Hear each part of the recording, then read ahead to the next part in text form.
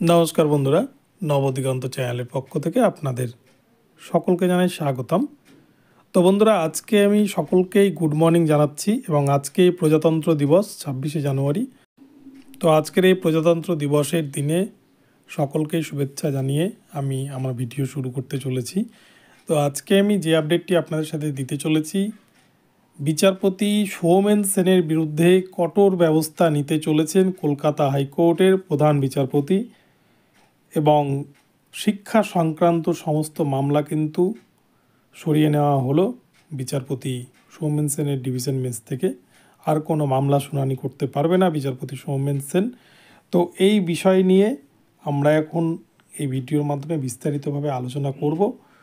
তবে তার আগে বলে রাখি, যারা প্রথমবার আমার চ্যানেলে এসেছেন আপনারা কিন্তু অবশ্যই আমার চ্যানেলটিকে সাবস্ক্রাইব করে অল নোটিফিকেশান অন করে রাখবেন, কেননা এই ধরনের আপডেট আপনারা কিন্তু সবার আগে সবার প্রথমে আমার চ্যানেলে পেয়ে যাবেন। তো চলুন এবার আমরা আজকের আপডেটটি প্রথম থেকে শেষ পর্যন্ত বিস্তারিতভাবে জেনে নিই।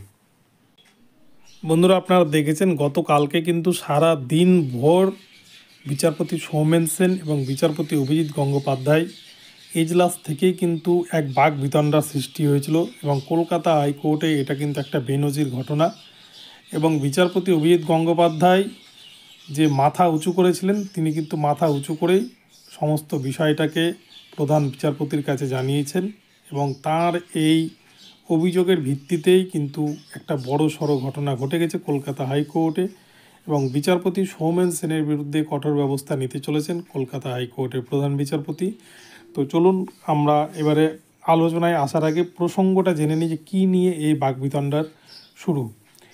প্রসঙ্গত বলে রাখা ভালো, গত 3 বছর ধরে যে মেডিকেলে ভর্তি চলছে, সেই মেডিকেলে যে কী প্রকার দুর্নীতি চলছে সেই দুর্নীতি নিয়ে কিন্তু বিচারপতি অভিজিৎ গঙ্গোপাধ্যায় সিবিআইকে নির্দেশ দিয়েছিলেন তদন্ত করার এবং সেই রায়কে চ্যালেঞ্জ জানিয়ে যখন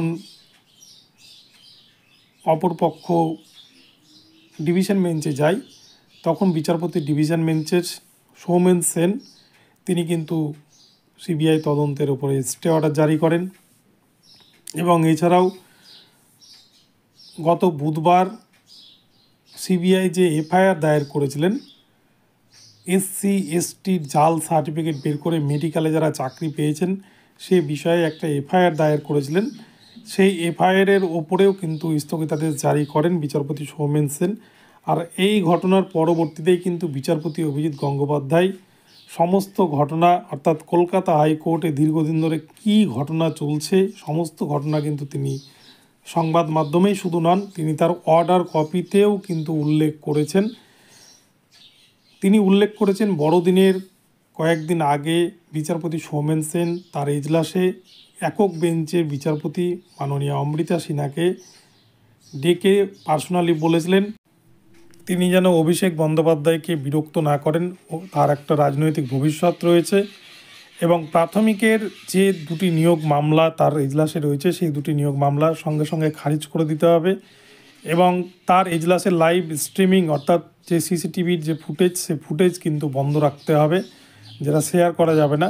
এই ধরনের বিভিন্ন কথা বলেন, কিন্তু বিচারপতি অমৃতা সিনহা এই বিষয়টি মেনে নিতে পারেননি। তিনি সাথে সাথে কিন্তু প্রধান বিচারপতির কাছে এই বিষয়ে নালিশ জানান এবং প্রধান বিচারপতি এই সংক্রান্ত ফাইল সুপ্রিম কোর্টে ইতিমধ্যে পাঠিয়েছেন এবং এই বিষয়টি বিচারপতি অভিজিৎ গঙ্গোপাধ্যায় কালকে কিন্তু ভরা এজলাসে উল্লেখ করেছেন এবং তিনি তার অর্ডার কপিতেও এই ধরনের উল্লেখ করেছেন। তিনি বলেছেন বিশেষ কোনো রাজনৈতিক দলের হয়ে কাজ করছেন বিচারপতি সৌমেন সেন, আর সেই জন্যই কিন্তু উনি কোনো রকমের কোনো নির্দেশ বা অর্ডার কপি না দেখেই শুধুমাত্র অনুমানের ভিত্তিতে একের পর এক স্টে অর্ডার জারি করে যাচ্ছেন, এমনটা কিন্তু অভিযোগ করেন, মারাত্মক অভিযোগ বিচারপতি অভিজিৎ গঙ্গোপাধ্যায়। আপনারা দেখেছেন কলকাতা হাইকোর্টে কিন্তু বিচার ব্যবস্থাকে আরও স্বচ্ছ এবং মানুষের কাছে গ্রহণীয় বা মানুষের যে বিশ্বাসযোগ্যতা বিচার ব্যবস্থার প্রতি সেটি কিন্তু বিচারপতি অভিজিৎ গঙ্গোপাধ্যায় অনেকটাই ফিরিয়ে নিয়ে এসেছিল। কিন্তু বারংবার আমরা দেখছি কলকাতা হাইকোর্টের সিঙ্গেল বেঞ্চে বিচারপতি অভিজিৎ গঙ্গোপাধ্যায় এবং বিচারপতি অমৃতা সিনহা যে নির্দেশগুলো জারি করছেন, বিশেষ করে চাকরির যে দুর্নীতি, প্রাথমিক শিক্ষক নিয়োগের যে দুর্নীতি হয়েছিল বিপুল পরিমাণ, সেই দুর্নীতিতে প্যানেল প্রকাশের অর্ডার জারি করলেই কিন্তু সেটা বিচারপতি সৌমেন সেন কোনো কিছু না দেখে শেষ পর্যন্ত সেই অর্ডারকে স্টে অর্ডার জারি করছেন। এর ফলেই কিন্তু বিচারপতি অভিজিৎ গঙ্গোপাধ্যায় ভীষণ হতবাক হয়েছিলেন। কেননা যেদিন অর্থাৎ গত 10ই জানুয়ারি 2024 তারিখে যখন বিচারপতি সৌমেন সেন বিচারপতি অভিজিৎ গঙ্গোপাধ্যায়ের 42,949 প্যানেল প্রকাশের ওপরে অর্ডার জারি করেন, স্টে অর্ডার দেন, সেই দিন বিকেলবেলাতেই কিন্তু বিচারপতি অভিজিৎ গঙ্গোপাধ্যায় সাংবাদিকরা প্রশ্ন করলে তিনি বলেন যে কলকাতা হাইকোর্টের বিশেষ ডিভিশন বেঞ্চ কাদের বাঁচাতে চাইছে আমার এটা কিন্তু জানতে প্রশ্ন, এবং আমি বুঝতে পারছি না এরা কাদেরকে আড়াল করার চেষ্টা করছেন। তিনি কিন্তু বিচারপতি সৌমেন সেনের বিরুদ্ধে একরাশ ক্ষোভ উগরে দিয়েছিলেন পরোক্ষভাবে, কিন্তু সেই ক্ষোভ গতকালকে প্রত্যক্ষভাবে জারি করেছেন বিচারপতি অভিজিৎ গঙ্গোপাধ্যায়, এবং তিনি বিচারপতি অমৃতা সিনহাকেও কীভাবে ভয় দেখানোর চেষ্টা করেছিলেন সে সম্পর্কে কিন্তু সমস্ত কিছু শুধু সংবাদ মাধ্যমেই নয়, তিনি অর্ডার কপিতেও কিন্তু জারি করেছেন। এবং রাজনৈতিক দুষ্ট হয়ে বিচারপতি সৌমেন সেন একের পর এক অর্ডারের ওপর স্থগিতাদেশ জারি করে গিয়েছেন। এই সম্পর্কে কিন্তু বিস্ফোরক বিচারপতি অভিজিৎ গঙ্গোপাধ্যায় তিনি যে অভিযোগ এনেছেন সেই অভিযোগের ভিত্তিতেই কিন্তু এবারে বিচারপতি টি শিবগানম, যিনি কলকাতা হাইকোর্টের প্রশাসনিক প্রধান, তিনি কিন্তু সমস্ত মামলা সরিয়ে দিলেন বিচারপতি তপব্রত চক্রবর্তী এবং পার্থ সারথী চ্যাটার্জির ডিভিশন বেঞ্চে।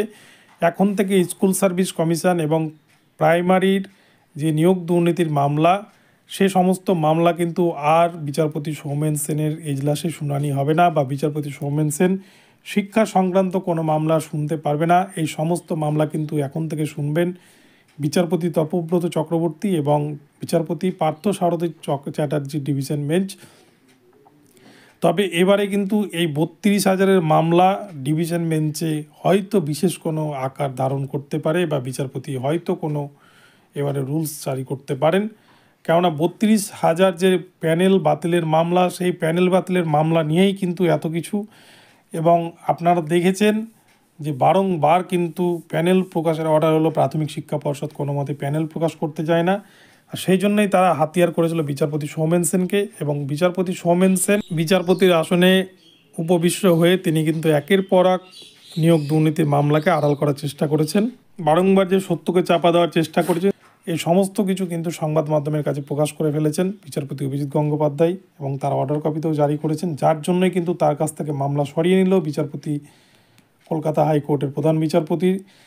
তো তার বিরুদ্ধে কি ব্যবস্থা গ্রহণ করাবে সে বিষয়ে এখনও পর্যন্ত কিছু শোনা যায়নি, কিন্তু এখন পর্যন্ত শুধু তার কাছ থেকে মামলাটাই সরানো হয়েছে এমনটাই কিন্তু অর্ডার জারি হয়েছে।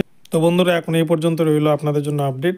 তো পরবর্তী আপডেট নিয়ে আসবো আবার। ভিডিওটি ভালো লাগলে অবশ্যই কিন্তু চ্যানেলটিকে সাবস্ক্রাইব করে ভিডিওতে লাইক শেয়ার কমেন্ট করতে ভুলবেন না। ধন্যবাদ। পরবর্তী আপডেট নিয়ে আবার আসছি।